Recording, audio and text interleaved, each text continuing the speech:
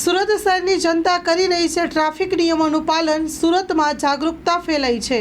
નવા traffic signal લગાવ્યા બાદ લોકો સ્વયંભૂ નિયમોનું પાલન કરી રહ્યા છે. સુરતમાં અગાઉ ટ્રાફિક નિયમન હતું જ નહીં, જો કે લોકોમાં આવી રહી છે ટ્રાફિક અંગે જાગૃતતા.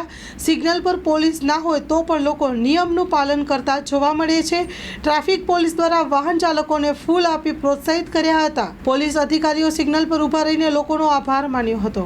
સુરત શહેરની અંદર જ્યારે ટ્રાફિકના પોઈન્ટ ઉપર જ્યારે અતિશય ટ્રાફિક થઈ રહ્યું છે ત્યારે આપણા સુરત પોલીસ કમિશનર શ્રી અનુપમ શ્રી ગેહલોત સાહેબે જે ટ્રાફિકની વ્યવસ્થાને સુદૃઢ કરવા સારું તમામ પોઈન્ટો ફરજિયાત સિગ્નલ પર ચલાવવા, રેડ સિગ્નલ પર તમામ વાહનો ઊભા રહેશે અને ગ્રીન સિગ્નલ પર પસાર થશે.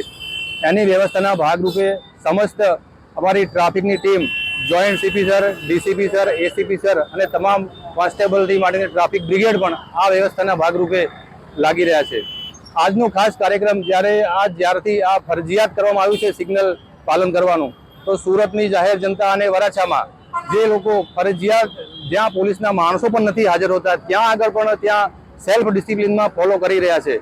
તો આજે ખાસ સુરતની જનતાને અને ખાસ વરાછા સર્કલ 2 વિસ્તારમાં જે આવે છે તો આપણે જોઈ રહ્યા છો કે લોકો ઓટોમેટિક સેલ્ફ ડિસિપ્લિનમાં સિગ્નલનું પાલન કરી રહ્યા છે. તો આજે અમે આભાર વ્યક્ત કરવાનો આજે પ્રોગ્રામ રાખ્યો છે.